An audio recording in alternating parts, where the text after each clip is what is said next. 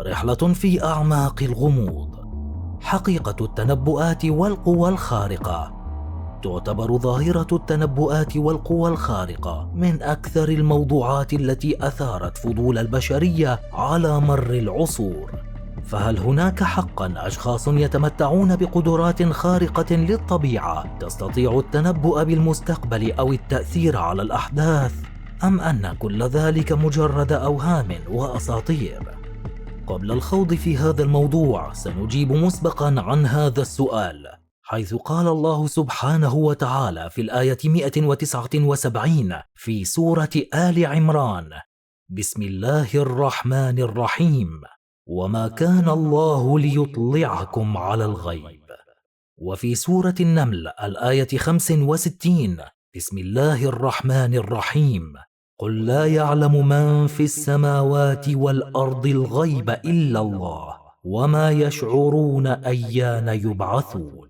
والآية 188 في سورة الأعراف: بسم الله الرحمن الرحيم: قل لا أملك لنفسي نفعا ولا ضرا إلا ما شاء الله ولو كنت أعلم الغيب لاستكثرت من الخير وما مسني السوء إن أنا إلا نذير وبشير لقوم يؤمنون.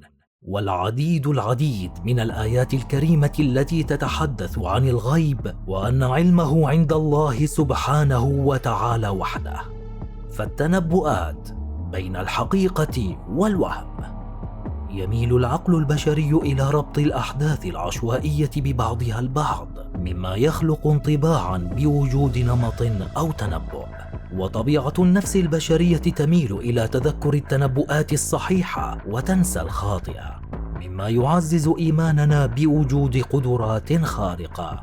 كما أن تأثير بارنوم يلعب دورا كبيرا في ذلك، وهي ظاهرة نفسية تشير إلى ميل الناس إلى قبول وصف عام وشامل على أنه دقيق ومخصص لهم شخصيا، كما يحصل تماما فيما يسمى بتنبؤات الأبراج، والتي يقرأها الناس بشكل يومي في الصحف والقنوات. ومن الناس من يعتمد اعتمادا كليا في حياته اليومية على تلك الخرافات. ولكن القوى الخارقة هل هي حقيقة أم خيال؟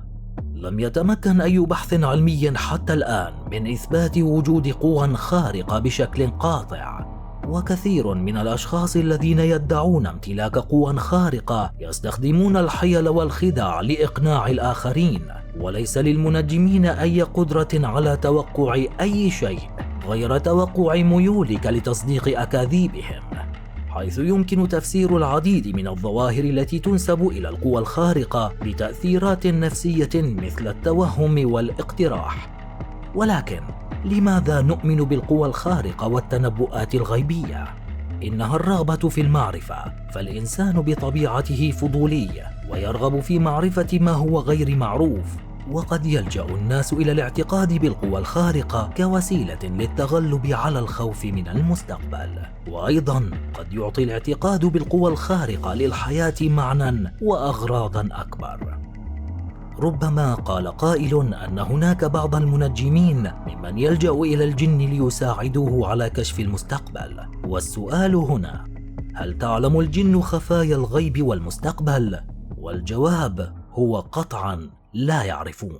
وقد ذكر الله سبحانه وتعالى ذلك بشكل واضح في القرآن الكريم في الآية 14 من سورة سبأ: بسم الله الرحمن الرحيم: فلما قضينا عليه الموت ما دلهم على موته إلا دابة الأرض تأكل من سأته فلما خر تبينت الجن أن لو كانوا يعلمون الغيب ما لبثوا في العذاب المهين.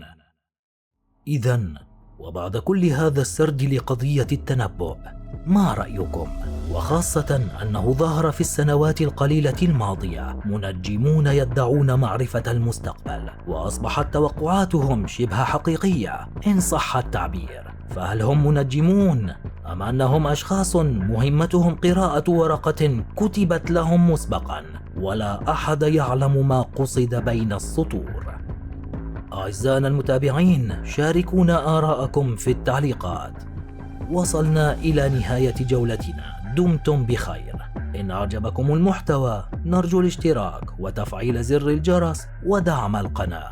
دمتم في أمان الله.